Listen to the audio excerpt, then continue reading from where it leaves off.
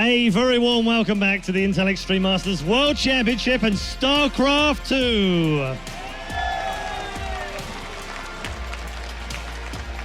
Now, a little earlier on, you may have seen a little Zergling creeping onto the show. This is the culprit right now. I just wanted to give this a little bit of fame and fortune. Probably so they can put it on eBay afterwards or something, I don't know. But anyway, thank you so much to all of you for making your signs. We've seen lots of them. That one's particularly funny, but I can't show it on the screen. You know who you are. But thank you so much for you guys. And also for the flags. Honestly, you guys rock. So good. So good. Right, we're going to move on to our next game now. And it is getting towards the end of the day. We're going to get our 7th game of the round of 16 done. Before we do that, though, let's check back with the bracket and show you exactly how it's panned out so far, because we have had some very interesting results. Bjorn winning in his last game to go through. He wants to play his teammate, and he might just get a chance if the result of our next game goes the way he wants. Yesterday, of course, we also had 4 matches. If you missed the Innovation versus Life game, you need to go and check that out on the video on demand. And also, check out Fantasy versus Life if you want an absolute schooling of how Rain, as to Rain getting taken out yesterday as well. Some terrific results all round. So, our final 2 games of the day start like this. Our first player is a man who has not got a Premier title to his name. He hasn't really appeared in anything internationally, so you might be asking yourself, who the heck is he?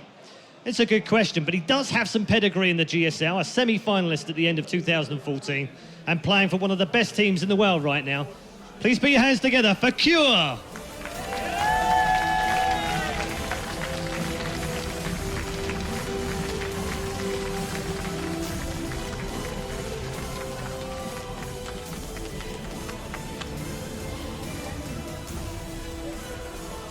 Now, his opponent is a player that all of you, I am sure, are now familiar with. But 18 months ago, we hadn't really seen him outside of Korea.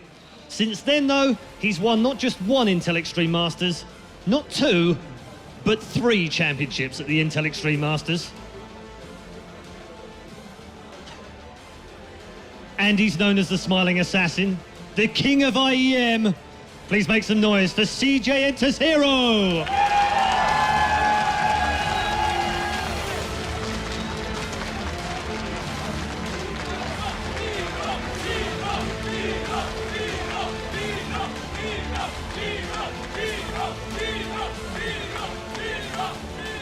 Plenty of support for herO in the crowd, as we thought there might well be. Let's find out from our experts on the desk with Frodan what their thoughts are on our 7th match. Thanks, Paul. Nice shield, and welcome back, everybody, to the analyst desk where we have herO versus Cure. There's a lot to talk about these two guys. We have the runner-up from last year who barely missed out on the 100K to SOS, and he's back this year for Blood. We were talking to Susie, and Susie says herO says, I didn't go to Katowice last year. I don't know what you're talking about. That's what kind of memory he had after getting so close to winning 6 digits worth of money. But he's back this year up against Cure, who had to go through his own hell and gauntlet in order to get to IEM Katowice, playing 24 hours of qualifiers. Where do we want to start first? Want to start with herO or Cure? Snu, you get the choice. Yes. I guess we can start with Cure, because the way he qualified was absolutely amazing. He played in every single qualifier, starting with the Korean one. Didn't quite make it there, and then he tried his luck in the American one, got pretty far, didn't make it there either, and then he finally, after being awake for ages and playing so many games, played the European one with massive delay, massive lag, playing from Korea, and then he fell short just barely to Hydra, and then he beat me in the 3rd place. That's right. In fact, if you want to... Such an incredible feat to play from Korea. Yeah, My CVT is not the best, but playing from Korea with that type of latency, after being awake for such a long time and having had to play so many games, just, I don't know what to say. I was left speechless. I should have won. No, I got totally outplayed. So this guy, I know his TVC is immaculate, but it's that's not what's going to be tested here. It's going to be his TvP. It's one hell of a journey indeed that he made it, and he's an interesting figure because over the, let's say, towards the end stages or the later stages of 2014, Cure was suddenly on this ridiculous hot streak where for a second it's like, wait a second, if this guy wins Red Bull Battlegrounds DC and he wins the GSL, he's actually going to go to BlizzCon. Like, this is ridiculous because he made it to the semifinals, almost coming out of nowhere. Yeah, we've seen him in Pro League, but there are many people in Pro League. You know, that doesn't mean they make it to the semifinals of GSL or, you know, suddenly go to DC, which was his first international event ever.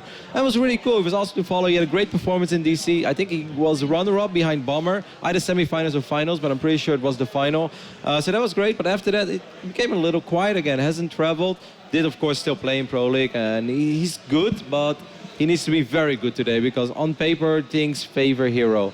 But he did win his last 8 best-of-3s in a row against Protoss. 6 of But them... Kev doesn't really read into statistics. No, guys. no. I mean, like, they were good, but, I mean, he did not beat Zest, Rain, and herO. Sure. He beat good players like Terminator, Yonghwa, Pig Baby, you know, very impressive wins, also 2 European Protosses.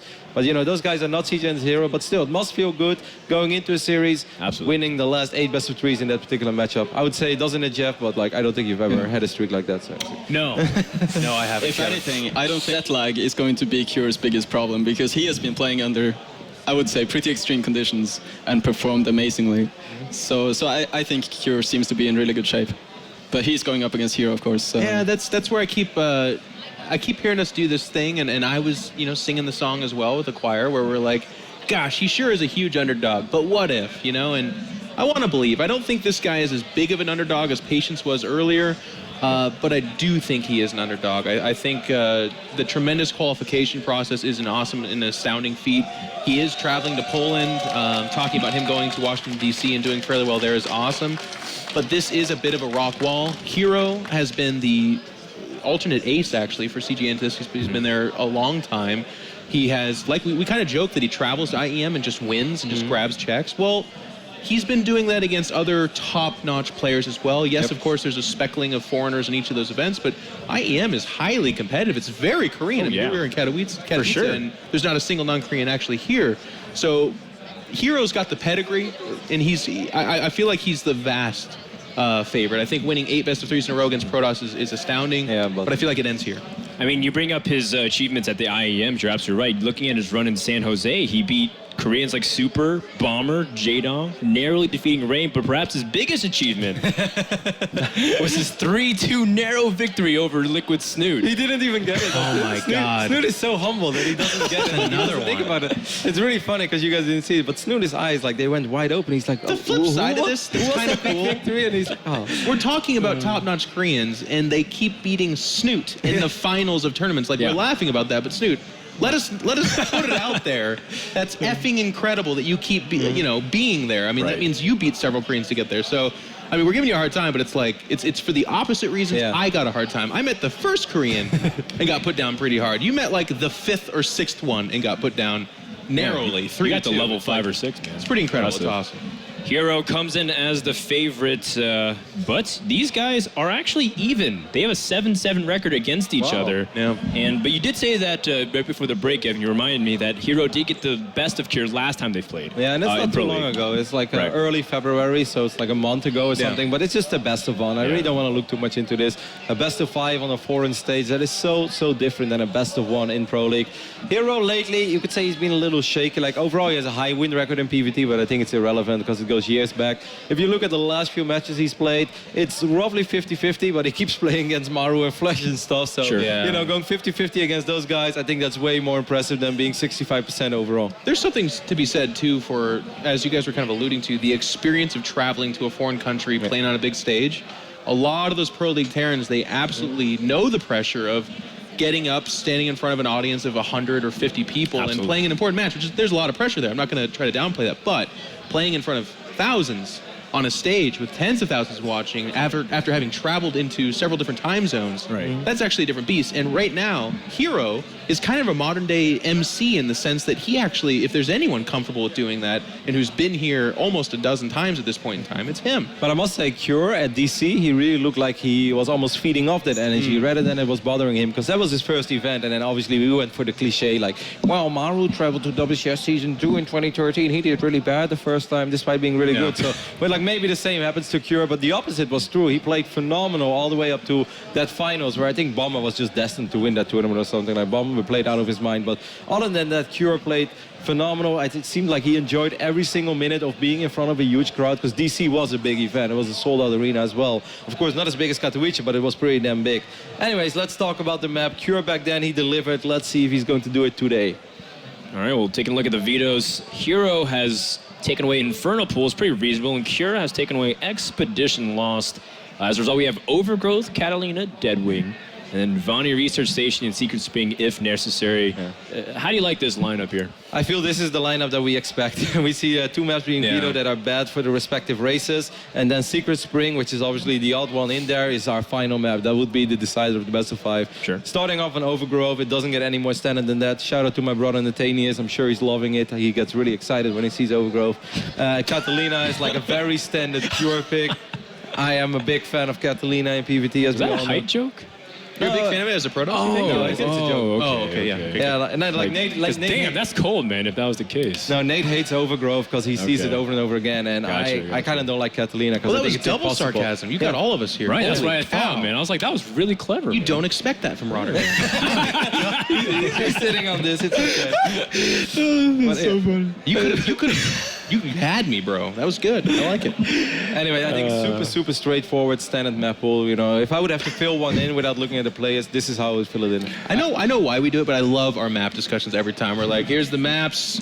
This one's bad, that one's good, and they picked it. It's going to be good. This is supposed to be a close match, right? And I think the very last map in this case can be very exciting, because Game 5 is going to be on Secret Spring. Well, hopefully it can go that distance, but before we let it go to our commentators, we want to get the predictions in. Let it go, then. And as always, Rotterdam, who are you feeling for this series? I haven't really put You're a on whole like a lot of 5-0 streak right now. I know. Right, you have to be careful. Yeah, I know. I'm gonna go with herO. I mean, you don't bet against herO. The bro toss. herO herO 'cause 3-2. Or 3-1. 3-1. Okay, now, is this the first time that In Control will be I able have to... to. Oh, you have to? You got to give All respect to Kevin at this point. He's the opposite Artosis right now. He's just picking them right and left. Soon, right. Tasia will be tweeting you asking for a blessing. All right, so we got herO, 2 votes. Snoot, Yeah, I'm going to go with herO as you're well. going with herO as well. I Now, do this expect the series to go to Game 5. This is an interesting trend. Match. With hero's choice, that means that 7 series in a row In Control has picked the same exact thing as Snoot. I just want to put that out there. Yeah. Great minds have often thought alike and then been wrong, I suppose. But we'll see what great minds will be thinking about this series. We have Todd, the 2-time IEM World Championship Oh, trophy wow. holder, with Maynard. Take it away, boys. Please. What an intro there. I kind of feel like I need some trophies now to be able to cast next to you. Go get them, Maynards. Oh, well, you know, Maynard fighting. We'll try next time. The game is about to begin, guys. CJ enters as herO, the king of IEM versus Cure, the greatest workhorse that I've seen. An incredible feat. Snoot brought it up at the beginning of the analysis test there. 24 hours of straight playing StarCraft 2, 3 qualifiers, and just making it in by a map. Just another day at the office, if you ask him, I bet. And, Probably. Still played really good towards the end and managed to qualify after some very, very long day and qualifiers for him. Yeah. Cure has always impressed me, man. Every time I've seen him in tournaments, I was back in DC for the Battlegrounds tournament that he played in. He trashed Trap completely in the semifinals. It was 3-0, so he has a very good PvT in my opinion, and he's gonna need it against this guy here. Yeah, well, this guy's beaten herO. Well, we saw how Maru manhandled Patience before, and he's beaten Maru before in Intellectual Masters as well. So in the top right here, without further ado, he doesn't need an introduction, but let's give him one anyway. This is CJ Ennis's herO!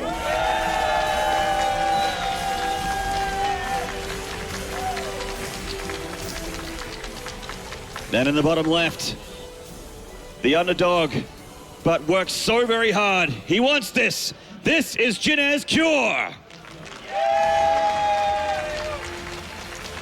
Cure, I would say, equal sort of an underdog along with Patience. Like, I wouldn't say Patience or Cure are more of an underdog than each other. Maybe Patience slightly more so, but Cure maybe just following him just closely as the second most underdog.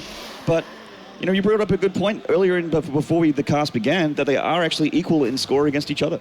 Yeah, 3-3 in series, 5-5 in maps, so very evenly matched, but Maynard Protoss is 0-6 against Terran so far in his tournaments. They are indeed. It's really up for herO to finally change that. Start with a first map win here. I kind of feel like he might. I have an impression that perhaps if anyone was going to start beating Terrans, if any Protoss is going to start beating Terrans, it'd be this guy on camera right now. Yeah, he's been doing pretty well. He actually changed a lot the way he plays in the matchup. Like, he faced Maru about a month ago, and then again 2 weeks ago. And even between those two games, like the second time that he played against Maru, he just looked so much better. His style, I feel like herO, he's the new Rain in a way. Like, maybe some people are going to get really mad at me for saying that, but he does builds that he executes perfectly. His defense is spot on. But I feel like against Terran, he's the counter-attack Protoss. He's going to wait until the Terran overextends, overcommits, and you can finally kill a lot, and then he counters attack with Colossi, a lot of Colossi, and a lot of Blinkstalkers, and he just ends it right there and then. Yeah, interesting building placement here, just setting up for Hellion run-bys or anything like that, which have been kind of in the meta in TvP these days. We saw them going to great effect from Maru against Patience at the beginning of the cast today. God, it looked so brutal. Wish I could pull it off half as good. I'd have a lot more ladder points. Cure, I wouldn't be surprised on this map if he was to play, the standard Reaper, Reactor, Command Center into double barracks. He's already pulled off workers off the refinery as well, so not going to be going into any kind of factory. Going to play it old school, the bomber/Bolt build with the 3 barracks. Yep. Definitely one of those good things that you can do in a matchup. It's just a good all-round sort of option. Like, it's not as particularly effective against anything, but it is marginally effective against everything. Like Blinkstalkers, any kind of attack from DTs, Oracle play. You're going to have enough Marines to get the job done, and bunkers if you scout it as well. Yeah. herO, once upon a time, actually, was using a lot of Twilight Council. At this point in the game, was getting it very early on after his first Stalker to get Blink out on the map, get a bunch of Blinkstalkers, try to be a little bit aggressive, and then later on take into Colossus. But then more recently, he's been doing a lot more Robo play. Getting that Robo early on, playing, that old school style where you play very, very safe, but then you have no potential for aggression up until the point you can get a War Prism out if you want to. And he's actually going to go for, I guess, the Twilight Council. Looks bad. So no robot just yet. Looking like it's going to be some sort of Blinkstalker play, but it might not just be Blinkstalkers though, Todd, because herO has been the guy that's gone for Blinkstalkers with DT as well. Is this a possibility? It's been very effective for him in PvT matches in the past. Flash, another guy in the bracket, has lost to it in Pro League as well. Yeah, at times, you kind of, I guess, go too far into the mind games and you think your opponent is very unlikely to do it, and that's when you get surprised and lose. But it's only one additional gateway here for herO, so I think he's still going to go for a fairly quick Robo behind this, most likely. He's just getting the 2 gates, as a safety to make sure he can get at least quite a few Stalkers out there. And then from there, could be going, for that 3rd base, maybe for a double force, something like that. Leap research going down here. This Reaper gets 1 probe, but it does die. So picking off the Reaper is great for the Protoss in the early game. I mean, losing a probe kind of sucks, but the Reaper is not going to be a problem for you anymore. You can't get back into the base, and rarely is a Reaper going to be made after the first one. So good pick off there. Seeing the Twilight was really nice. Definitely. Yes, yeah, absolutely. herO has actually been doing something that kind of fell out of fashion and that not too many Protosses do anymore. He's going for double forge. Like around, the 9th, 10th minute mark, if he hasn't taken any damage, if he feels comfortable enough to go for it, and if he already has Colossus plus Blinkstalker production on the way, he drops down that double forge, goes for the upgrades, and again, his defense is, I mean, those VODs, those recent VODs that I watched of him, it was ridiculous how good it was, and he won most of those games as well. Absolutely. The factory only just going down now, so there's not going to be any medevacs for quite a while here. And, I mean, no stim either. So this is just an unstim upgraded army heading across the map. Only concussive shell's been done. This is a very similar thing to what Maru did against Patience earlier today. Went for a bit of an attack with a lot of bio when there's only just Stalkers on the field, unupgraded Stalkers. They will have Blink shortly. It's actually over halfway done. But he's looking to try and get some probe damage here. The photon overcharge has gone down, and he does move into the probe line. He gets 2, he gets 3, he gets 4. And he's looking for that cluster. The photon overcharge targeting down on a Marauder so that the Stalkers have a bit of an easier time with the Marines here. But he has killed 8 probes so far. Is this worth it for Cura? It looks pretty good. Almost gets another Stalker. Yeah, it's not bad killing 8 actually, but the thing is, herO knows what he has to do from there. Just chrono start probes, catch back up with the Walker supply, and he's getting a War Prism, which is going to line up very well with when his Dark Shrine finishes. So not only is he going to be aggressive at the front with the Stalkers, he's going to be able to drop DTs, and then from there, usually, you always want to go into Colossus. There is no Templar transition, and you have to transition into either Templar or Colossus, and yeah, the Robo Bay goes down. Just as you say that, Colossus Den is on the way. Stalker's coming through at the front. They have Blink. They're going to try and see if they can force a pull of SCVs or something like that and pick off 1 or 2, blinking away, but yeah, it looks like there's a little bit too much here for Cure. And I mean, herO sees the turret as well, so he'll have to rethink. I mean, the DTs are almost certainly going to be dropped with a Warp Prism into the main, so they're not going to be walking through the front there. But that said, though, 1 turret is not going to cut the mustard. He doesn't have a turret. Well, he only just has enough for a scan now, but there's no turret around the production. The DT could actually be very effective. 2 Dark Templars, if he splits them very well, which he should, this could do quite a bit of damage. And at the same time, herO's already going for the third base. Oh, actually, he's dropped the Mule. He has no scans anymore. The DTs are in the main. There's no turret at the mineral line. Nothing on the production either. And the reactor is going to go down. 15 energy and 34. He's not going to have a scan anytime soon, and even if he does, he's only going to kill 1 of those. And Salt in the wounds. Blink Stalker's coming down on the outside as well. He had to unload everything into the main, and he's just walking around with DTs killing him, doing free damage so far. He's just finished a turret in the main. He's got the mineral line covered, but the production still has a DT reigning terror. 5 SCV kills and counting. Definitely some nice little aggression here. Any damage that he can do and buy himself some time to complete that third base at the same time is going to be great. He got that turret, but the scan, just enough energy for a scan there, gets both DTs. So now Cure doesn't have to worry about them for the time being, but they are always a possibility as the game goes on. Yeah, this is a bit of a zest build, you know, where you get the Stalkers at the front to harass a little bit, and at the same time you do the Warp Prism, except I guess it's the DT version of it, where you still go for Colossus behind it and with that very quick third base. Now, herO is in a situation where he has a third base before Cure even starts his third command center. Cure, he's not aware of it, but he might be able to kind of anticipate it. He's surely thinking about it right now. Does my opponent have a third base or not? Should definitely be at least looking to move out there, make sure it's there, and then from there he can decide, does he want to commit to a lot of aggression, and does he want to go for a third base himself at all or not? Yeah, so we'll have to see what he goes for here as his decision. He's making a lot of Medevacs. He's getting that up there with the bio as you tend to do. And, I mean, he can go for an attack on the third. He can go for a drop in the main. Either way, there is Blink Stalkers to have to contend with. And it looks like the drop in the main is the decision here from Cure. And not much vision, actually, around his main here. Yeah, no observer spread. So this is, actually, the Colossus are kind of in position. Game sense, man. Yeah. Oh, no, he's pulling back. So the third is a little bit naked here. Some units coming around, forcing the Colossus there. Perfect time for a drop right now. And he is going to drop right into the main. Let's see how much he can get done. Scan going down just to see where the Protoss units are and how far away they are. A few probe kills, and he's probably going to pick up and leave. 6 probe kills for, just a little paint damage on that medevac, but no damage at all, really. And now this third is going to be pressured a little by just a few units. Widowmine's going to be looking for that probe line.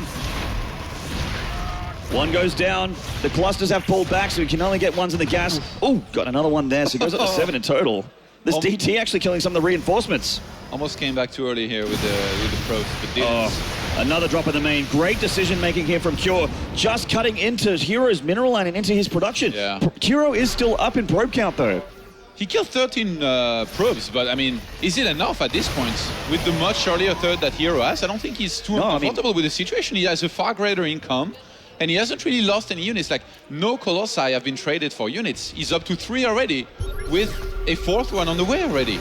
Yeah, getting that DT is nice, but there is a lot of actually units here with a splash damage for the Colossus, and a drop in the main at the same time. The third under a little bit of pressure, but not really. hero's cleaned that up, and just the Blink Stalkers contending with a lot of Marauders here. They do have +1, they do have Stim, and they are just depowering some gateways here, but the medevacs are getting taken out, and that means they're all going to be donated to the Feed herO Foundation. So they go down now. The main has been cleaned up. Man, Cure has no third base on the way. He's committing everything he has to this aggression here. Yeah, and he's not doing enough damage. He's not breaking herO at all. I mean, he's killed pylons, but that's not really damage, man. I mean, depowering the gateways is fine when you have enough units already. Depowering gateways is definitely something that feels good, but in this game, it doesn't feel like nearly good enough. And now Charge is going to start and upgrade from that first forge with the second one underway already. herO feels confident enough to start even the triple pro production at the same time from 3 Nexuses. He's just defended this well enough to stabilize in this game. These DTs are still a threat to Cure the whole time. The Warp Prism's been parked above the production. He hasn't really dealt with it yet. There's a lot of units here. Another drop in the main, but herO just looks more and more prepared every single time. Cure tries to pull this maneuver. herO just cleans it up more and more efficiently. And this time the medevacs are going to pay the price. This was not cost effective at all. And herO, he finally has enough stalkers to be able to defend comfortably against this, so he can finally start going into full charge lots, plus possibly some high Templars. He hasn't made the Templar archives yet, but he should calm down soon. He's going to add at least one gateway. It should be more. Could even make Archons with the Dark Templar if he needed them. Yeah. He's got, you know, with the charge on the way, with his upgrades coming now on his double forge, he's going to be looking great coming into this mid-game against Cure. The gateways are going down, more production going down for him. He's ready to start spending money and making an army. Ooh, big Doom drop from Cure here. This could be a make-or-break moment here. The for this biggest Dark of Doom Horse. drops, Maynards. That's a pretty big Doom drop, man. A lot of Blink Stalkers here with Colossus. I don't know how this is going to go. A big drop in the main. There's a lot of bio here. Targets the Colossus one at a time, and they are going down. Is this enough from Cure? Is this enough, Terran? Another Colossus joins the party, comes out the Robo, and he dies instantly. herO's pulling back for the third. He has enough by the looks of things to pull this back. Yeah, very, very good split here by herO, who should be defended, because I guess there's enough Colossi plus Stalkers there to snipe on those medivacs, but he's trying to trade as well as he can. He needs to keep on trading. That third command center finally finished, but he's still not in position, and he's not mining from another one of his base. Oh, if that cannon goes down, there's not going to be any detection there's here. no detection at all. 3 Widow Mines parked in front of the drop. Probes haven't been pulled, actually. He didn't get that many, but that's actually with the drop in the main and a drop in the natural as well. 18 probe kills. He's cutting into the economy quite heavily now. He's up 10 workers, 61 of the 51. Another Colossus going down. Big pickups from Cure. That was actually very nice maneuvering. Very good damage here, finally done by Cure, but I don't think it was enough, because in the end he still loses all of those units that he has to trade to kill all of this. He's killed 45 probes so far, but he's still behind in supply somehow. And his third still hasn't been dropped. It's floating in the air right now. It's been such a long time on 2 base. Somehow trying to make things get his way on 2 base against a Protoss that has 3 Nexus for so long. The counterattack Protoss, man, he's at it. That's right, you called it, man. The Protoss counterattack is coming through, and it is a big, scary one. Stalker's leading the charge, trying to get a medevac and before blinking back. Cure has a big concave set up. He's transferring and saturating his third. He has quite a lot of production, all things considered. herO is so good, man. He knows that Terran are going to be attacking, so he focuses on the defense and then goes on the offense when he has killed enough, in his opinion, and he might just have killed enough here to be able to finish it. I mean, well, his army supply is 30 in favor of Cure, and that's amazing for a Protoss, especially with the upgrades. 3 Colossi against 0 Vikings. How can you hold this? The SCVs are not going to help all that much, I think, unless Cure goes for full surround, but I think even then, keep in mind, there is either one-time warp or recall available, but I don't even think herO has to use that. +2 just finishing for Cure, but just finishing herO as well. The charge lots are coming in through, and the SCVs are trying to hold them back. They do stymie the flow for now, but, I mean, at what cost here, man? We got +2 finish for both players. This is incredibly hard-hitting Protoss army. The army supply greatly in favor of herO here. Does Cure have what it takes? It doesn't really look like it. This third is under fire. An SCV train coming to try and deal with the Colossus. The Colossus just needing to be microed back. Charge lots are starting to go down. And, I mean, no messages displayed, but this message here is that herO is going to be looking very good for game number 1 as he starts to close it through. Aggressively blinking. 44 SCVs going down. GG! herO takes game number 1 away from this. Incredible. He's a lot more impressive in game 1 than I thought he would be, to be honest. Cure put up a really good fight there on 2 base. herO was so patient and his defense was ridiculous. Yes, he lost a few walkers here and there, but never at, I guess, with the too costly trade. Never at a time where you could have been able to say he lost too many walkers for him to be able to come back. And in the end, he killed as many walkers as Cure did in those last 30 seconds of the game. Things spilling over here as we get into game number 2. Cure looking a little bit frustrated. And herO, the smiling assassin, he smiles when he's outside a game, but when he's in game, he's very focused. He's got his face on right now, for the face of a killer, of an IEM champion. And he has completely forgotten about, we talked to him a little bit earlier, he has forgotten all about the last Katowice visit with his final against SOS. As far as he's concerned, it never happened. He's not going to let it get into his mindset. No SOS here at this tournament. Please don't mention it. He's here. And herO is looking to get himself a World Championship victory as we get into game number 2. We'll have to get into a short break here before we get into game number 2. As always, thank you guys for tuning in. And we'll be back very, very shortly. Oh, never mind. The countdown has begun for game number 2. Forget the break. Everyone that was hyped for a break, I'm so sorry. We'll have to play StarCraft instead. You're going to have to be hyped for the game. I guess. I mean, if you have it within you, if you can find it in your heart to get hyped for game number 2 between herO and Cure, then by all means, stick around. as we are loading up on Catalina. Let's get into it. Both of these players, the one on the right, such great pedigree. He has won 3 IEM titles. The one on the left works so hard to be here, but he has to work a little bit harder if he wants to be the champion. In the northmost spawn here from CJ Entis, currently up 1 map.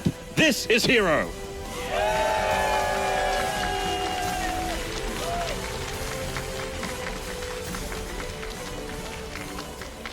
And in the bottom right, from Jin Air Green Wings, this is Cure.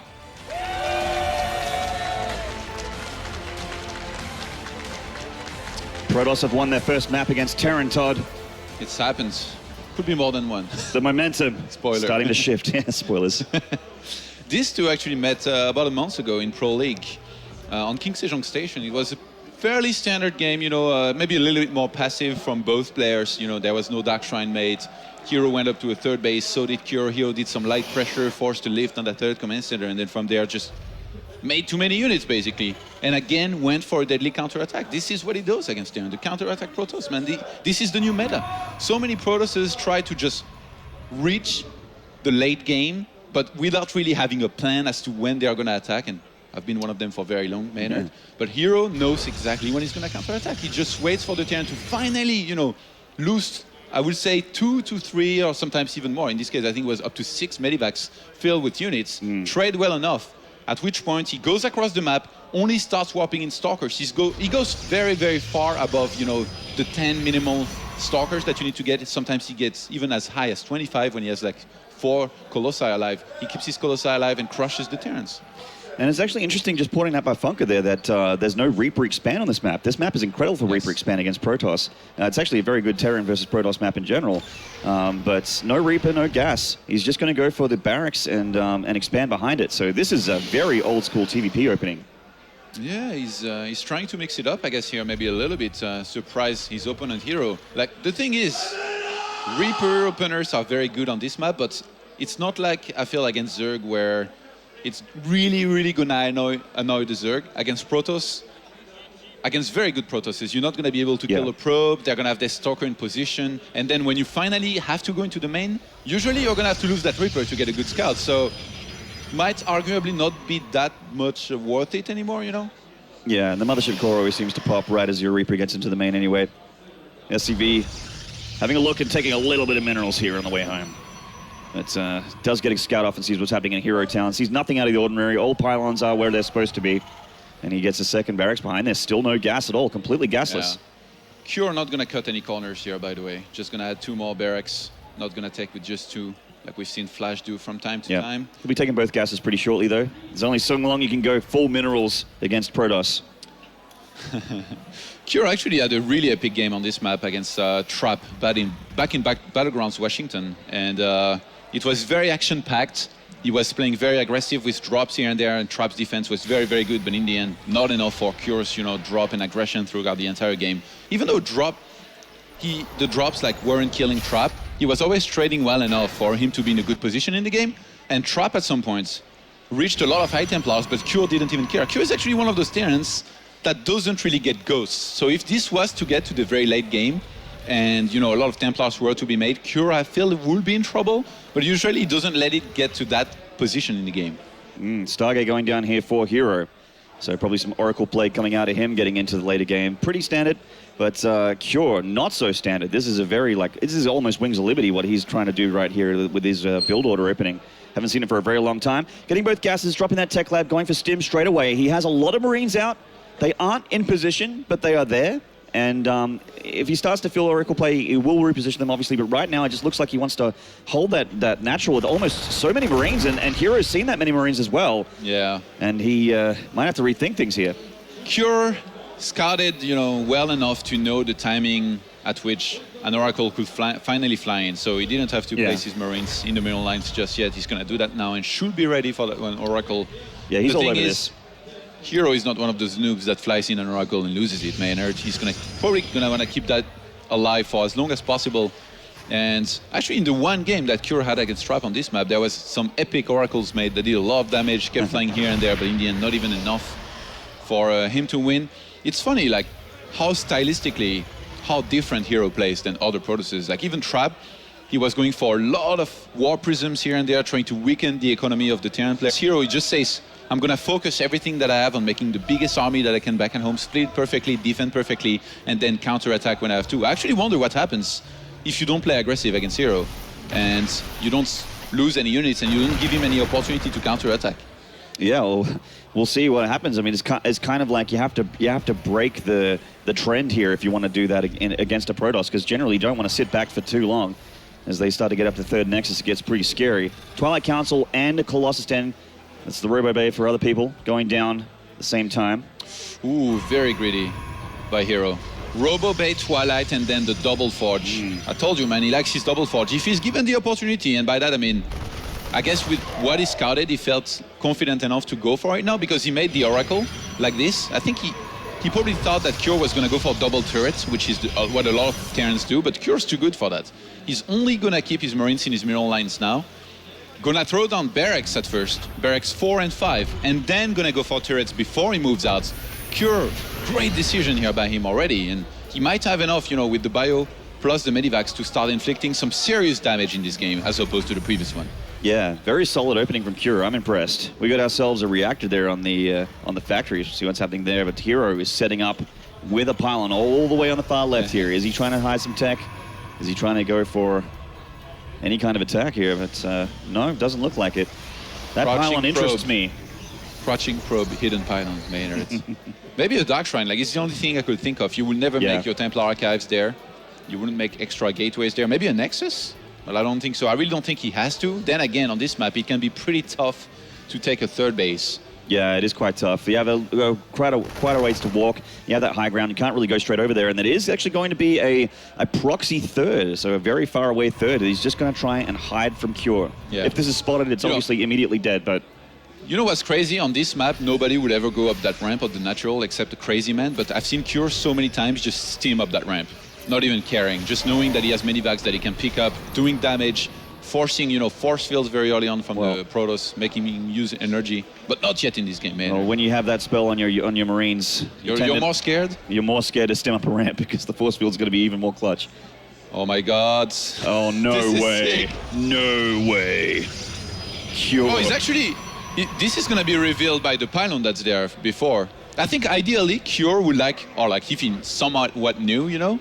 Like the ideal scenario would be to get there when the Nexus finishes because then there is no cancel. But now, there should be, well, I mean, there's going to be a Nexus cancel. Yeah. Like no Protoss lets this finish and he's like, I'm going to do the death route and I'm recalled into your army. No, nobody does that. And he has another unit to see if where the regular third is taken, making sure that herO is actually keeping things honest here. He did try to pull a fast one on Cure. Is he going to let it finish? What? The Nexus finished. The herO mind games, man. I think he knows that Cure is going to be sending units there, so at the same time he's going to start moving across the map with his Colossus. He is, and there's actually quite a lot of fire with Marauders here. And they're going to target down one Colossus. The Widow might actually kill the Sentry and a Stalker as well. Right before 1-1 and Thermal Lens completed here, so even though herO ended up trading here, he's taking a lot of losses. He's taking a lot of damage back at home. Cure, I mean, Cure just has to tap out. Oh Cure is just all over him in that game. Completely unexpected. And Cure just smiles him to himself. He's like, all right, Cure. Well met, sir. We'll have ourselves a series. Not bad, not bad. Yes. This was unexpected. I never thought he would let that Nexus finish. He played the mind games and, well, definitely drew the short straw here because... Yeah. I don't think he anticipated that Cure was still going to go for the drops. I mean, Cure is Cure. He's known for his drops. He's known for his aggression. And herO definitely should have been canceling that one next. I mean, he was really greedy. Like, he went for double force. You don't really do that anymore unless, you know, you're going to be staying on 2 bases for a very long time and then start that third base a little bit later on than you usually would. In this game, he tried something and he got punished. Tried so hard, got so far, and you know how the rest of it goes. We're going to be taking ourselves a 90-second break, but do not go away. Game number 3 between Cure and herO coming up next.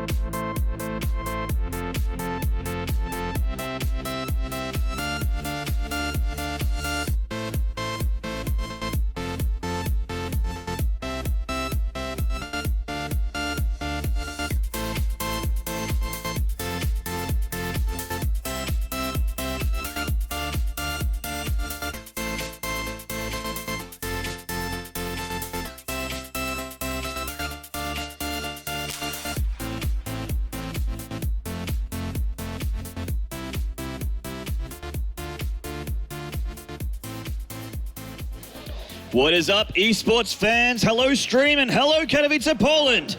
We have got ourselves a series here, tied 1 apiece between Cure and herO. And a lot of people wouldn't have said that Cure would even get a map in this series. I would have. You would have. Yes. I would have probably agreed with you. We already have 4 Terrans actually in the top 8 in the quarterfinals. We could have up to as many as 6 Maynards with Cure and Flash to play later on. That'd be 6 out of 7. 7 Terrans at this tournament. Pretty good rate. Oh my. Oh my. Time for the nerf. Yes, indeed. No, but really. We do know. I'm kidding. We do know how much you loved your PVT, Todd. So gear into game number 3. It is going to be on Deadwing. Cure versus herO. What a clash. herO, of course, several-time IEM champion, looking for his 4th, and what a 4th win this would be if this is the big one. So much money and so many points on line, almost guaranteeing him a spot in BlizzCon. If he does happen to win this tournament, or anyone that wins this tournament, actually, you know, In Control talked about it before. They can't just go and play Hearthstone for 9 months, and then all of a sudden they're at they can just play one tournament, get into the round of 8, and they're at BlizzCon with that kind of points. So it's a lot of money as well. Like Yeah. Katowice, man, $100,000 prize pool last year. Winner takes all. herO taking second. Pretty sure this time he's happy that it's not winner takes all. Unless it would be funny if he won. And he's like, why isn't it winner takes all this time? But it will still be, I think, $70,000 for the first prize, which is a lot of money. Cool camera tricks there. That the Casper guy actually went from one door and out the other door. It's pretty sick. Entertain me anyway. Let's get into the game. We had a bit of a pause there from herO. As you can see it in the bottom right here. The man in question. This is CJ enters as herO.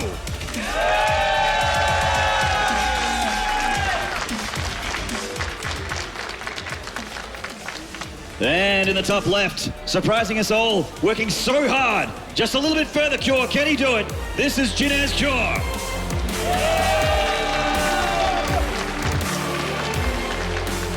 Nice redance. Very sharp.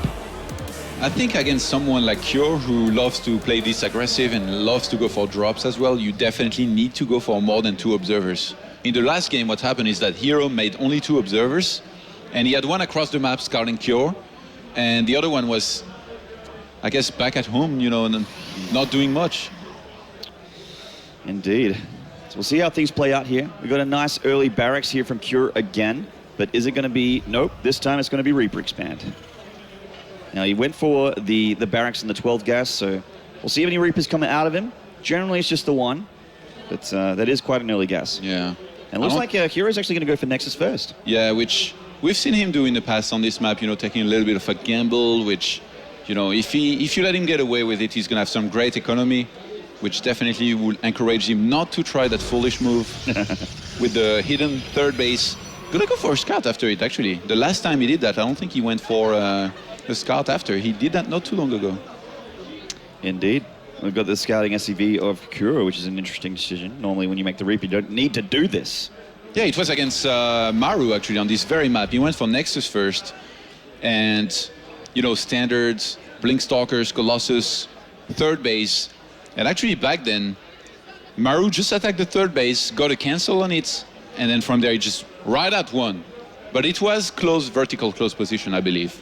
Not cross map. So cross map definitely gonna play in herO's favor, I feel, against the ever so aggressive Cure here. Yeah, it's a lot longer. I mean, if there were closer spawns by air, drop play would be a lot more effective for Cure, and drop play has been reasonably good for him in this series so far. Dropping that expansion now after the 1 Reaper. He's got cross map, by the way, first. Interesting. Yeah, I mean, he sent the SCV there. I mean, that's just to know where herO is not, which means now he knows where herO is. Oh, I mean, herO went cross map immediately. Didn't check the top right-hand side. Didn't check the vertical close position. And actually, is he going to hide something? Cybernetic score is about halfway done. So if he starts a pylon now, he's going to finish at the exact same time. Yeah, he could actually go for Proxy Stargate here. It's definitely a possibility. I think he was just trying to hide from the Reaper here. Doesn't want to get Reaper sniped. Reaper getting in here into the natural. Looks like he's going to get 1 probe at least. Maybe more, actually, because we only have a Zealot here on the way, and they're not great against Reapers. They never catch them or hit them if the control's good, so Mothership Core plus the Stalker should definitely start here momentarily to try and help and defend against that. Yeah, it's only just started though, which means the Reaper's going to have, you know, like you mentioned, free reign for the time being. The micro from from herO, sorry, has been quite good so far. He hasn't taken any more probe losses just yet, although he's going to take one more here. And there's the Mothership Core. Party over, Reaper. He has to leave. Very, very good scout, by the way, by herO. You know, the follow-up scout of hiding his probe on the map and checking the main of Cure. He saw that there was one reactor already, a tech lab was going to be made on the second barracks, most likely because a lot more gas was mined already. If this was Bomber, actually, I think he would have stopped mining gas and made one more command center. We've seen him do that quite a bit, but Cure chooses not to. Cure's, I would say, comfort zone in the matchup is when he finally has his medivacs and loss of bio to drop. Robo facility going down for herO now, so that Robo play that we've been seeing from him lately coming back into play for game number 3. Yeah. Second Reaper coming down for a bit of a poke, nothing done from here just yet. Sorry, that's Reaper 1, sorry, not a second Reaper. Once upon a time, it was all about that Twilight opener, man. That's all we saw in every single game, no matter what map. But nowadays, Protoss is really starting to mix it up a lot more, you know, with some Robo here and there, with some Stargates, some hidden tech, some DTs. We've seen more and more DTs actually thrown in there from time to time. I wonder if you're going to see more actually in this series. More DTs played as, you know, as a trick card, because you can't really like open DTs and think, well, if it gets scouted, it's still going to be great. So with this later factory and this many Marines being pumped out with Stim, it kind of looks like Cure wants to go for a bit of a push with the Marines and see what he can get done at the natural here. One Reaper coming in for a look, does see the robotics facility, which is a nice scout, but it does pay the ultimate price. Actually, it's funny, nowadays, if you're a paranoid Terran, which all Terrans are paranoid, because they play ladder and they get cheesed all day, you scout a Robo. I think it was Moro who told me that. You scout a Robo, you know there's a Stargate out there. And then Oracle, when you scout Robo, it's Stargate. When you scout Twilight, it's Stargate. Yeah, when you scout Stargate, it's DTs. Well, the counter is the same then. When you scout Stargate, it's actually Stargate. Yeah. So the Observer does see a rather large Marine force. Kind of felt like this was going to happen with Stim just about finishing as well. This could be a very strong attack, but it looks like he's just sort of maybe forcing a reaction from herO and then pulling back. But herO has that Observer seeing what's up. He knows that the army position of Cure. I really like that herO in this situation with the great economy that he's going to have. Goes for double forge, but this time he's going to have to be careful not to be too greedy, you know, and not play too risky like he did in the previous game. I'm pretty sure he's going to want to take the third base that's right above his main, but he could go for the other one as well. I think back in his match against MaRo, he went for the other one, and yeah, you see he's positioning himself to start this very, very soon. This is actually super early. 9th minutes, third Nexus here, which is exactly the same thing that he did against MaRo, but again, he went for the other position against MaRo, and it was vertical close position, so it was much easier for MaRo to attack into it. If Cure moves across with his units right now, and it looks like he may actually, he's got a very big ball of units out the front of that potential third location, with the medevacs especially, he could potentially get a lot of damage here with how greedy that herO is being. Cure is going for racks 4 and 5 before third command center, which is really like these days, it just seems so much stronger than going for a quicker third command center. I don't think we see too many Terrans anymore doing that. Yeah, he wants to play a quick game here against herO and just do damage and cut into him. Yeah, there's that. There's actually that timestamp, you know, the 11th minutes where you can have, if you've played really well, as high as 80 plus army supplies the Terran when the Protoss will only have 50 plus, and that's when dropping and splitting your army will be at its strongest. That's when you can do game-ending damage. And the army is actually completely out of position. Does drop on top of a pylon, and he sees it, and he has to walk up here, but there is also a small ball of units on the third. And it's the main that we have to worry about here. They're coming straight in. Yeah, actually, the pylon did supply block him, and he's going to target down the main nexus. Is he going to get it? It looks like he might. A warp in with the Zealots are definitely going to help out a lot. No, he's actually going to pick up and leave. Big Daddy's here, and he's going to help and defend against this. Force fields as well. Going to catch a couple of units in the retreat. Yeah, killing 9 probes here was really, really nice here by Cure, though. And herO, for a second, I was really worried here. When he played against MaRo on this map last time, he fell apart instantly. That third base got cancelled, he got attacked into his army, MaRo split perfectly, and then from there, well, herO just died for a second here. Another Stim, he's going to go for the Colossus. Does he target it down? The Zealots are making things a little bit awkward for him, and he has to pick up and leave again. And there's no follow-up attack for the third. The third's very naked right now. But looks like he's just going to go for double drop play. This could be very effective. Sick Observers. Yeah, the Observers have been very, very nice. He did get one of them, but the one on the far left spotted the drop, which is the important part for herO. I don't like that hero's keeping an observer across the map, by the way. Definitely needs that back at home.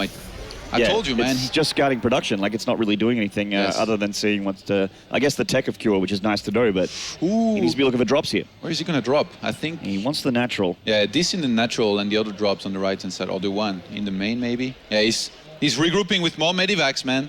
Yep. This is looking very scary. This is a big drop here. 12-minute mark. We got 73 army supply for Cure, 60 for herO, who's going to need to split perfectly in order to defend against this. And right now, it's looking pretty okay with the split that he has. But those medivacs... Medivac got picked up, full of units there. Great pick up for herO at the start of this drop. And he's going to get cleaned up at the back of the third as well. Cure haven't really found an opening. He did manage to drop a Widow Mine there, which is nice. He can kind of delay, you know, the observer's not in position. He's just pulling it back now. And he's going to kind of delay saturation of that third, which is nice, but it's not critical damage. But Cure at the same time, he's not missing a bit with the SCV production. He's up to 61 SCVs against 47 probes. So herO needs to catch up with this. The only thing that herO really has going for him in this game, I guess, is that he hasn't taken, you know, game-ending damage. He's stabilized finally in this game. And he has 2-2 about to finish Maynard, which is pretty massive. It is. It's going to be a very, very powerful Protoss army. But that said, though, with the econ of Cure and the extra production going down over time as well in the armory, the 2-2 will be on the way for him as well. And he is just bowling up units, just rallying them on the way to herO. And this has been a really effective observer for him so far in this game. It's scouted the drops on the left. Now it's scouting the drops on the right. Second starport just finished there for Cure. And he's one of those Terrans that will almost always attack when he has up to 11 Vikings. So definitely... I think what I want to be looking here for a timing, he's already quite a bit up in army supply with over 20 right now. So herO has to be careful. He needs to stay on top of his macro. Having the upgrades is nice, but you need to make sure you don't fall behind in supply. And by the look of things, moving across. He might want to hit a timing before there's too many Vikings to completely negate this Colossi. And I think right now he understands that there's only 2 Vikings out. There's a lot of Stalkers here. Cure, watch out! 1 medivac goes down, 2 medivacs go down. Big pickoffs here from herO, and there's that army supply. All of a sudden, oh my God, evening out a little bit here. herO absolutely baited that. He moved in the middle of the map with his army and he said, I know that you're going to be dropping as soon as you see this move out. He had Stalkers in position to defend, and the counter-attack Protoss is going to be back at it in a second here. I'm sure he's going to be whopping in a lot of Stalkers. He's already up to 17 plus 5 Colossi against only 6 Vikings, Maynard. Oh my God, he has Thermal Lance, he has 2-2. Everything going well for herO since he cleaned up that massive drop. He was all over that Widow Mine. He's so effective. Oh, herO is so sick. This one Widow Mine in the natural might get some probes here, but I mean, herO has this massive army, and this is really what's telling the tale here. This is almost a game-ending army for Cure. If he can't get that in sick engagement, he doesn't have enough on the ground just yet. The army supplies very, very even. The upgrades in favor of herO, though, and he has quite a lot of splash damage. 15, 18, 19, 23, 24 SCVs going down.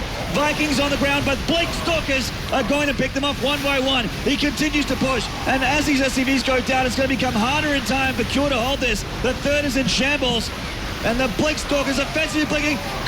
Confident herO here, pushing through. He wants himself a 2-1 lead in this series, and it is looking so good with this damage from this attack. Yeah, herO thinks he has to finish it, and he might have to. There's still that one Widow Mine in his middle line of the natural, which is, I guess, too far from that cannon for it to be revealed. So it feels like he has to commit more. He needed to blink back. That last blink forward really cost him a lot of Stalkers. He's an aggressive. He always aggressively blinks. This is such a herO thing to always blink. Attack into the enemy, and sometimes it works out for him, sometimes not so much. Gets a Viking there for free, which is always nice. 35, yeah, you can't just. I mean, sure, the attack didn't end the game, but he has hit the economy that Cure had. It was pretty much what he had going for him, was his economy, and all of a sudden now herO is 10 probes up. Never mind. The Widow Mine has killed some more probes here. Not a very nice game to be a walker in. A lot of them have been killed here, and. He was going to try to trade some, I guess, blink cooldown here for some units. Ends up losing some Stalkers. What are those 3 observers doing there? It's like Funka's family is having a meeting, man. Funka and Feza and Adebisi all together in between and Flow. The natural and Flow, of course. Oh, man. I don't think hero's going to be able to break Cure from here. Like, if he can trade, good, but he's actually staying in this position with not only sentries, but the Colossus as well, which is going to make it very hard for Cure to move down the ramp. But Cure, I think he has no intention of doing that. He's just going to wait until he has enough Vikings to deal with the Colossi, and then he's going to be in an okay shape with 2-1 upgrades against 2-2. No charge on the way anytime soon. And the economy of herO really weakens. I guess he's still quite a bit ahead in walkers, though. 58 probes to 42 SCVs. Yeah, I mean, he did but kill triple 30. orbital. Yeah. Triple orbital, a lot of mules. The income, always in favor when you got that many mules. Getting a Marauder here and there with the Splink Stalkers, then coming back, cutting into the scary unit. And herO switching over into Templar tech and getting Immortals back at home as well to deal with those very, very scary Marauders. With charge, so... Yeah. Gonna the Marauders, they're not going to be too effective soon as herO gets into this tech shift here. Yeah, they're gonna stay in here with the Stalkers, you know, to try and buy himself some time if herO was to move out and push. Sometimes the Terrans, they also send their Vikings ahead of the rest of the army. Then when if you can snipe some of them, it's great. Not losing anything. Storm is gonna start. herO's objective right now is to complete that before he's hit back at home. He needs to anticipate those pylons getting killed, by the way, in the middle of the map and make extra pylons, because if those are sniped, he could get supply blocked here very soon. And he does. He starts to make a pylon now. Of course he does. It's herO. Of course he does. He's too good at the game. Storm coming down. It's going to make things sticky for the Terran here, because we know that Cure doesn't generally go for the ghosts. He's going to pull some boys instead and see if he can get the job done here. God. herO needs to see that coming, and he had an observer right there and then. He did. So he saw it coming. He might have to sack that third base, but I'm not sure he will. Storm might actually finish before that. Yeah, actually, Storm's going to finish in time. Those Templars don't have enough energy just yet, so he might have to buy some time. He's sending the sentries plus the Stalkers to do a line of force fields, Maynard. And here they go, and the force feels good. So far, so good. There is a little bit of a hole in the left, but if he can funnel them one at a time, he's supply block, which kind of sucks for herO. But this attack into the third, he's going to start losing probes one at a time. 7 probes, 8 probes, 9, 10, and they continue. Storm the is SCV is finished. still alive. Here comes the Storms. The Templar are moving forward. He needs to hit the Vikings, he needs to hit the SCVs. Big storms from herO, all over Cure. Cure wasn't ready for those storms at all. He has no ghost for this attack. The Vikings have to land, the Colossus are dead. Is this enough from Cure? Is it enough from herO? And Archon's going to help out so much at the front here. This is just too much from herO. He's cleaning up Cure here, and Cure has to tap out. herO takes the lead in the series, 2-1.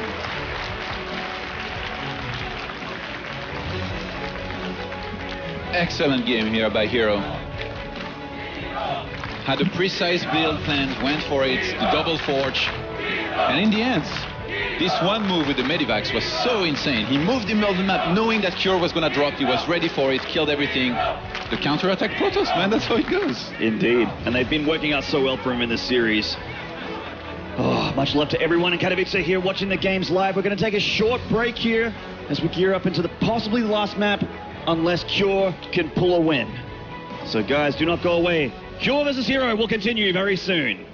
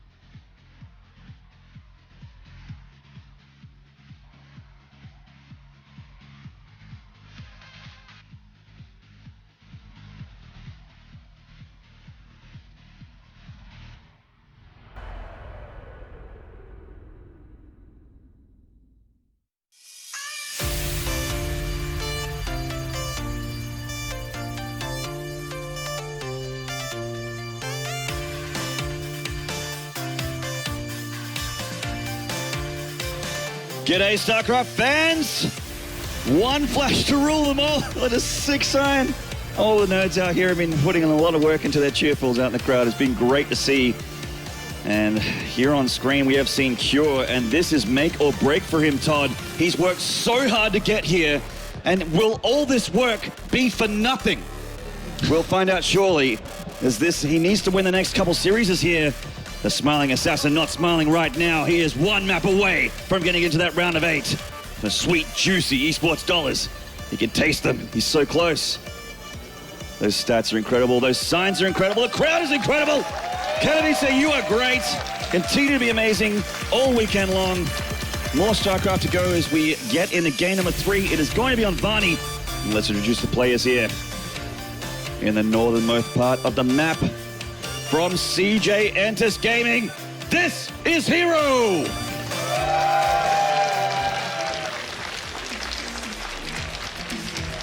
And if you love Terran, if you love people that work infinitely hard to get to where they want to be, this guy needs all of your support. This is Jin Gaming's Cure.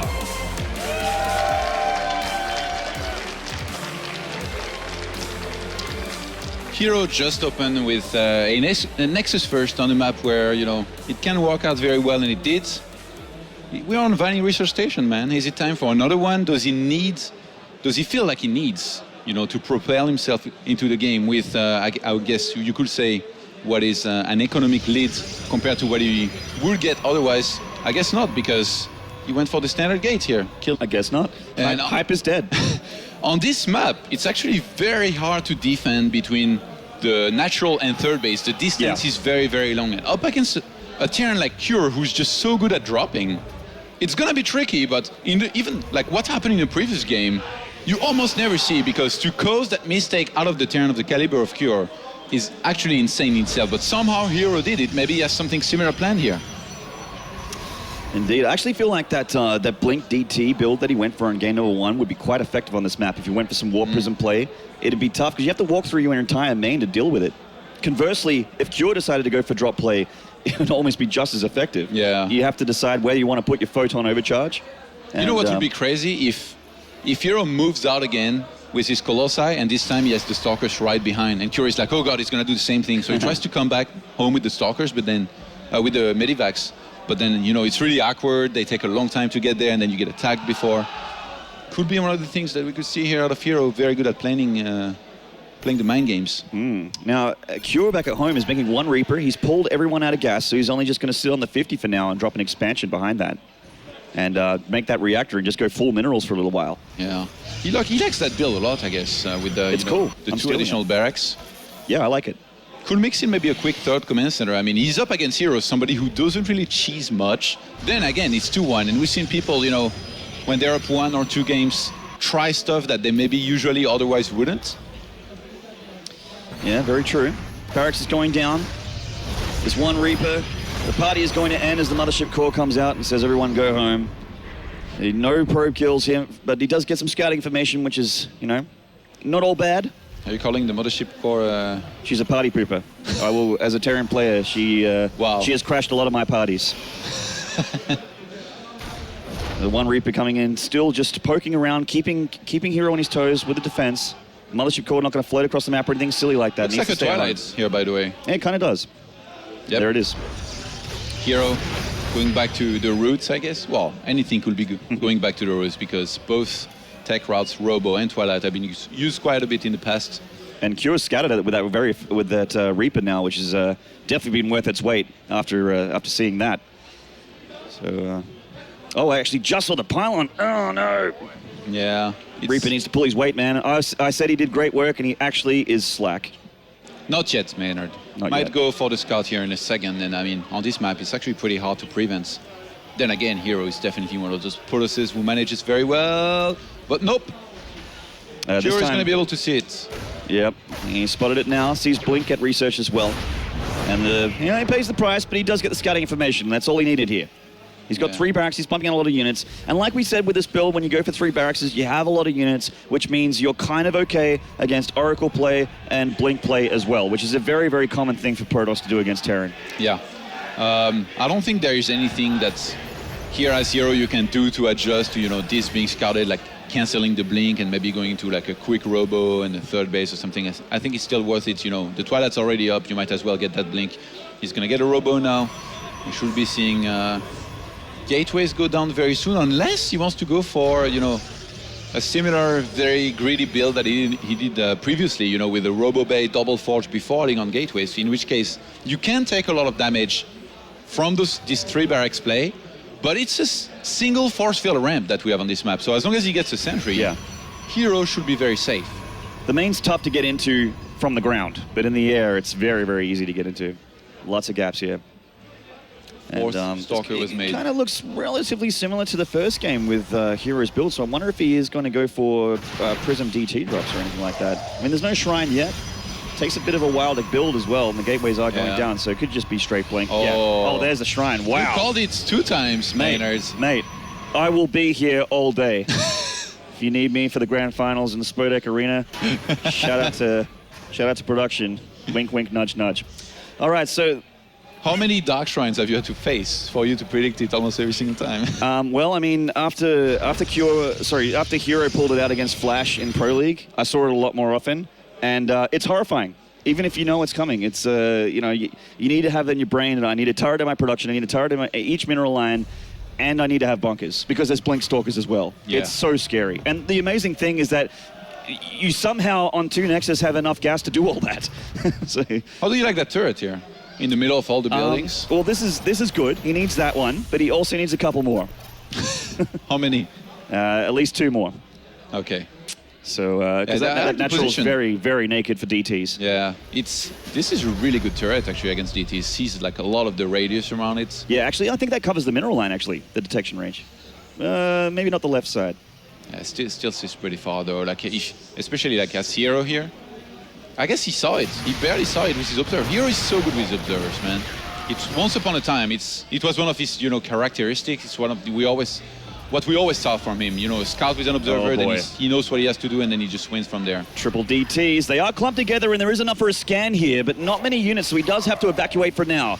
Blink Stalker play going down here. All of these attacking units are actually, they will get rallied out the barracks, but they're out the front. The thing is, at the same time, herO's taking our 3rd base already, much like in all of the games that we saw earlier. I'm pretty sure he's going to be dropping gateways down here very soon to try and basically not only do as many damage as he can across the map here with the DTs, but make sure that he can get enough units out to defend against the upcoming aggression that there's going to be coming from herO, because there is going to be aggression. He has enough for one more scan. Actually, that scan completely whipped. He's not going to get that DT. Oh, he gets the one at the back, but one DT is still alive. Yes. Actually, he's kind of blocked. Oh, just got it before the scan ended. When these two faced on King Sejong Station earlier in the Pro League, herO had an early on lead. He felt like he had enough army to move across the map and force the lift off from that 3rd command center and 3rd base to basically pull ahead and then pull back on time before there would be enough units from herO to crush that army from herO. And I think herO in this game, with all the damage that he has done, we might see something similar. If he was to move across the map with his entire army now, herO would have to lift off that 3rd base, and he would waste a lot of mining time maybe on it, or even maybe some SCVs. Quite possibly. Gust of Shell not quite done yet. You can see that the resources lost. It's been quite cost effective is what that's telling us. The units lost tab for herO in this game so far. DT is definitely worth their weight. So 60. a good decision from him. So, and yeah, like you said, his harvesters are in the 60s. He has triple Nexus. Against 46 probes here, so definitely nice here of a lead to have him. What was that? Was that a Marine that killed 3 probes on the left-hand side? Quite possibly, yeah. He sent a single Marine by himself and killed 3 probes. Not bad. Yep, good trade, but he needs to trade better than that if he wants to win this game. He's still currently quite down. Hello. Can catch a Warp Prism here if he swings around. Oh, the Warp Prism's like, oh, wait. Decides to find himself a little bit of a healthier position there. Yeah, the Stalkers are going to be dispatched to defend the natural. The rest is at the 3rd base. This is the way you defend against Terrans. herO wasn't looking here. He didn't realize that he got spotted by the Warp Prism. Otherwise, he probably would have dropped to deal with it. But the Blink Stalkers are all over this, and they just go down without doing anything. Oh, my God. Great pick-off from herO. And Cure in a bit of an awkward spot. He's down in workers, and he's very down in army supply, Todd. Cure in a very, very bad spot. Very uncharacteristic mistake out of Cure. You never see Terrans do this anymore. Once upon a time, they just sent in the Medivacs, didn't even look at them anymore. But nowadays, every single top Terran scans before, look at the edge, of the map when they're about to drop. And now Cure That was a massive mistake. All of a sudden, and this is his last chance, man. yeah, 24 hours of qualifiers played. And if he loses this game, it's all over. It's 24 hours to go to get home. Yeah. Without being able to play this time. Exactly. 68 army supply for herO, 45 for Cure. herO right now And he has probably double planning forge his as next well. attack. 6 more gateways on the way. He's getting up to a pretty high gateway count here, ready to get some units out and probably put the herd on to Cure pretty shortly. Oh, he actually he's clearing up some units. What? Did he just attack his own? Yeah, I think so. What was that? He's clearing up some of his own units. herO wants a challenge, man. Yeah, he wants to make things a little bit easier for Cure. Doesn't want to go too easy in this game. Oh, that poor Marine. Okay, I don't want to scare you, but herO is going to go up to 12 gateways here in a second. Well, I'm sorry, but you have actually scared me. And you know what? Already having as many as 13 Stalkers, a 5th Colossi about to come out. I think he's just going to march across the map, warp in Charge Lots and High Templars with that one Warp Prism that he already has there, and kill his opponent. He still starts 2-2. You know what? You know why he does that? Because he can Maynard. He has that sick economy. He knows that he's in a favorable position right here, and he's not really going to be punished for it. There's nothing that Cure can do about the fact that he's going greedy for the upgrades. And look at this. Charge Lots and Templars for... Oh, actually, those Vikings need to be careful on the left-hand side. They could die very quickly if they were to be caught. A lot of Stalkers. Cure knows this is coming. I don't think he can afford to evacuate that third base. He's going to try to fight there. Most likely pull some SCVs as well. It's... Cool. 10 Vikings against 5 Colossi, but there's just so many Stalkers to take those out. Yeah, they can one-shot the Vikings if they get a good position. Cure's running them out for now, and this could be it for Cure's tournament lifeline. herO is up 30 army supply as he goes in for this attack with 2-2 on the way for both players. Oh, this could be it. The game may end quite soon here, Todd. Yeah. This is looking very, very scary for Cure. The Cure's to the back doing the language. We got the SCVs being pulled. 20-30 supply lead for herO. This is it. Here we go. Cure coming in here. The Vikings in the sky. Not that many. The army supply greatly in favor of herO here. He's 50 supply up now. The Colossus, they're getting it done. herO, 3-1 victory over Cure. That smiling assassin has got it done one more time. And yet another round of 8 in yet another individual tournament. And yet another international individual tournament for this guy. Oh my God. He's looking on track for that 4th Intel Extreme Masters victory.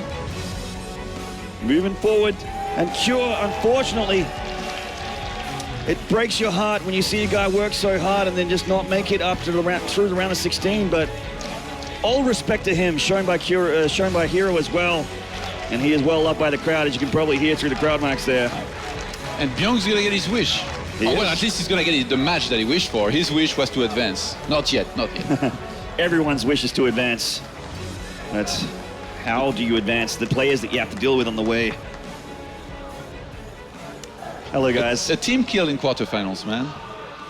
Yeah. Another Team Liquid one for once. Yeah, unfortunately, our only Team Liquid player getting excused in the round of 16. Tasia not making it through. Very good match. Very, very good display of Protoss versus Terran. The way it's meant to be played, I'm sure Rain and Patience were watching and taking notes because this was sick. This was just sick. Yeah, incredible. And I'm sure they are watching. I mean, they're in the player area. And taking notes? Oh, I don't know if they're taking notes, but they get... Not written ones, but in their heads. They're in views for sure. They're human calculators, man. They remember. They are ready. So Cure, unfortunately excused from the tournament. herO continues. Lots of fans here for herO. Lots of love for him here in Poland. And I'm sure lots of love at home on your stream, wherever you're watching from. Thank you very much for tuning in to the Intel Extreme Masters in Katowice. And we're going to see more of this guy as the weekends continue. And then, oh boy, I'm really looking forward to his match as he comes through. herO versus Byung. Yeah, 4 Terrans through. 2 Protosses and 1 Zerg.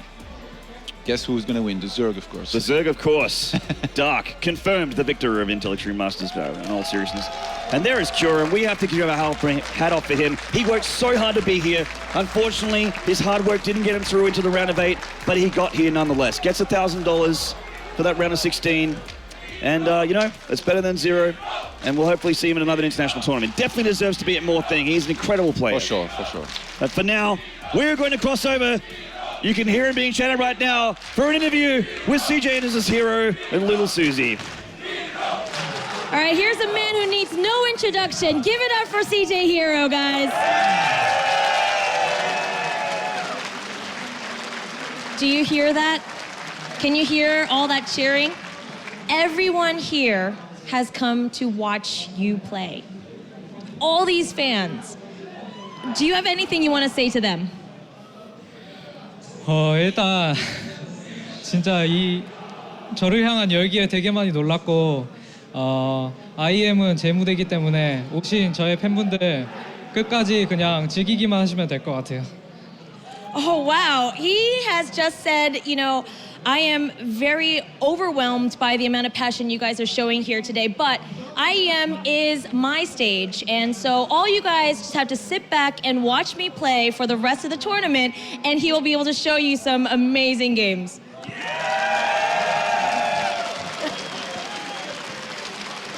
On that note, you play your teammate, Byung, next round. Byung, in an earlier interview, had said that if you stop him from another tournament, he's gonna kill you. Do you have anything you want to say about that?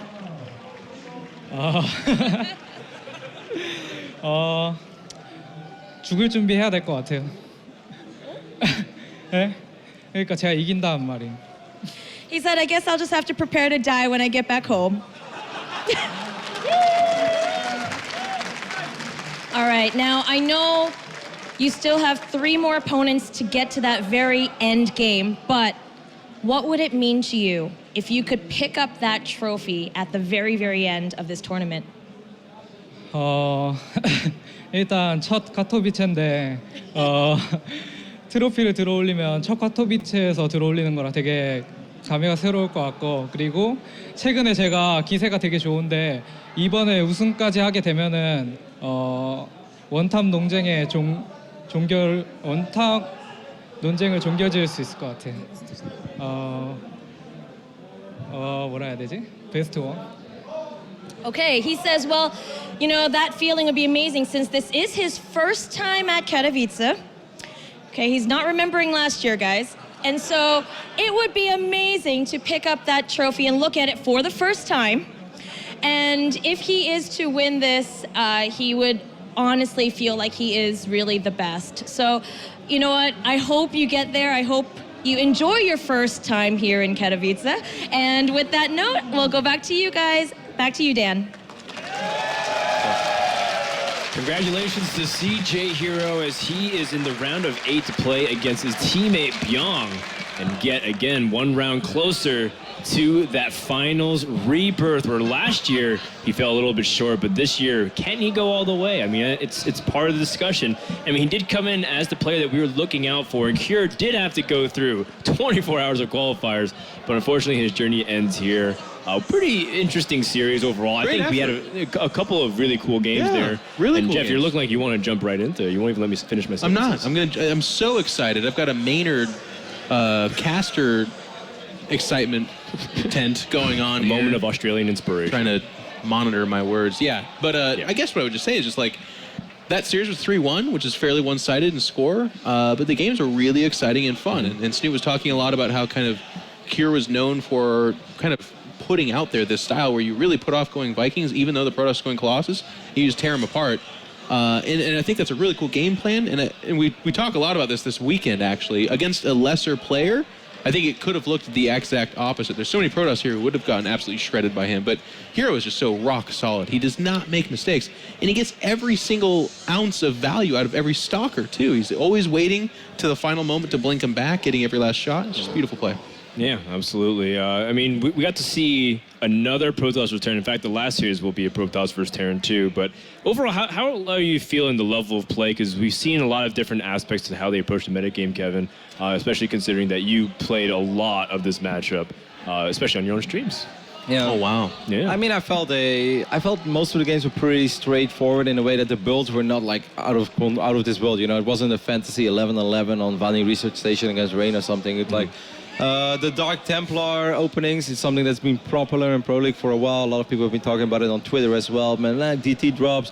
Why doesn't everybody always do it? That's how good it is. Well, Rain tried it in GSL, and back then it didn't work. He didn't really get the damage done. One scan cleaned up 2 DTs, turrets went down, Terran marches across the map and wins. Like what herO did so well in that final game, and I guess on Overgrowth as well, is just expanding after it so quickly that, you know, he's not just sitting on 60 probes, he's sitting on 60 probes spread over 3 bases, and that changes everything. Like, that just makes Protoss so much better. Even on that, though, a subtle thing that the guys point out during the cast that was so awesome. A lot of people go DT, that's fine and good, but a lot of people would go for the main. They want the main mineral line, they want add-ons, all the tech structures.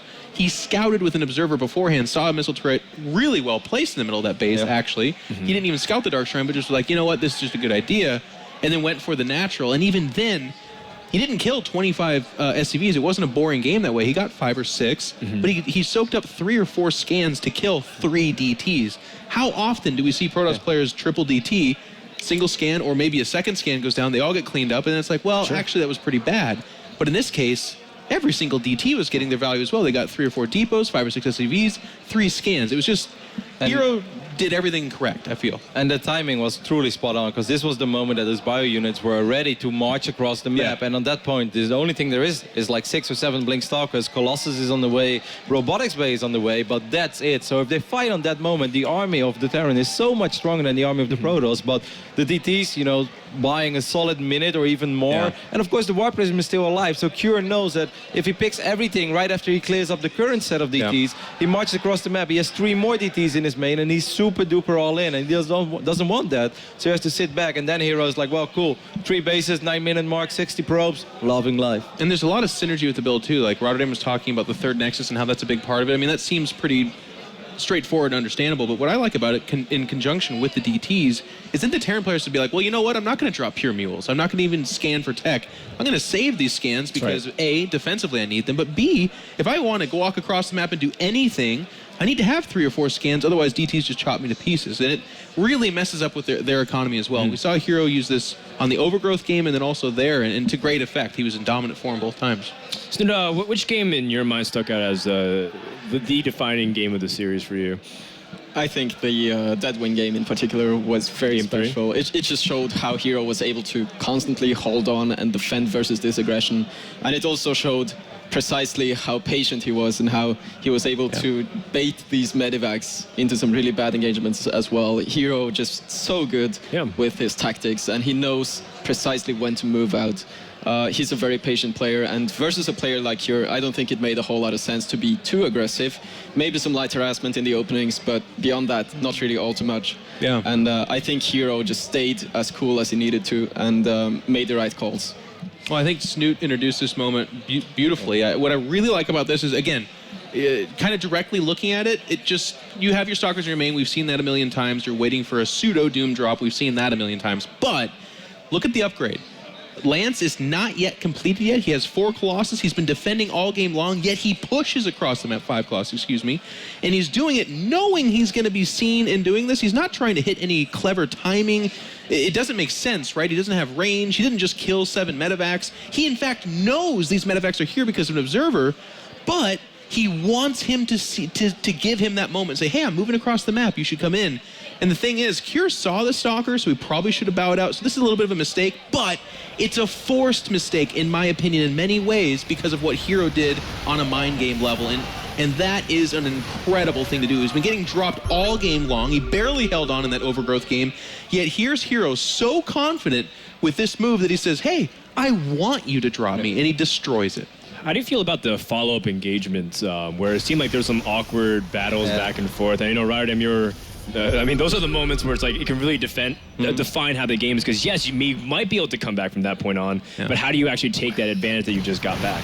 Yeah, he overextended a little bit here, especially I totally agree with what Letot said during the cast, that his one blink was definitely a little overeager, where he just blinked when he lost the Colossus and he blinked forward. But overall, I think Snoot is 100% right. That is a defining moment, what we just saw before Like I think right now he's going to make a blink real soon. But anyway, the drop in the main, that was definitely a defining moment. On that point, Cure was up 35 supply. There is no sign of storm. There is no charge. Normally that is like Cure's game. I completely agree with everything that Jeff said. Like that he has the balls, you know, to just march across the map and be like, hey, here's my army. You should totally drop me. And then actually like that these units come in. I thought it was awesome, but still. Looking at it the other side, it's a little reckless It's risky. by Cure. What if he drops the third? Yeah, no, What if he scans these stalkers and drops the third? But that as well. But it was just like, it was almost a move command. Like we don't see it as a move command because he's sniping medevacts, but those medevacts were on move command. Like even if this was like 8, 10 stalkers, 12 maybe, like even if he drops on top of them immediately, he starts dropping, the moment you have 4 or 5 marauders on the ground, you will start winning that fight as a Terran. So it's basically a move command of medevacts, which is just too reckless. Like he should never do that. It's not, if you try it with one medevac, so be it. But it's 4 medevacs full of units. Like you got to babysit that at least a little bit. That's like 30% of your army. That happened a couple times. I think that this is unacceptable because we saw it tilt in favor of herO in a big way at that point in time. But as a Terran player, they're pretty okay with losing like a medevac or two. I say pretty okay because obviously they're not. But on a overall worldview level, it's acceptable. Losing 4 like that is not. But we see that so much with Kira. He was just dropping so many times, and a few of those are going to be queued up where they're right-clicked to go to a location, then he'll go occupy it with his micro. In this case, though, he was macroing at home, and he only had this Doom drop, so I completely agree with Kevin. It was reckless is like the polite caster way of saying a really shitty execution of a bad strategy. Like it's really poor. It happened a couple times too, not just that game, but you know, having the drops queued up ended up costing him just a lot of supply overall, and ended up going to the entire series. herO advances to the round of 8, which brings us to our last quarterfinal coming up. And again, we want to remind you guys, if you are falling behind in some of the coverage content, we have the Score Esports app who's been following us this entire time for StarCraft, League of Legends, and CSGO. Make sure to download that on Android and the iOS, as well as all the lovely partners and sponsors that make this possible. So when we come back, we are going to have Flash. I mean, do we really need to introduce them more than just the god of StarCraft? We'll do it. We'll introduce him up against Trap, who's looking to dethrone him. And of course, he has his own hot streak going in with a few cool predictions on his side. That's coming up after this break. Don't go anywhere. More StarCraft 2 right after this short break.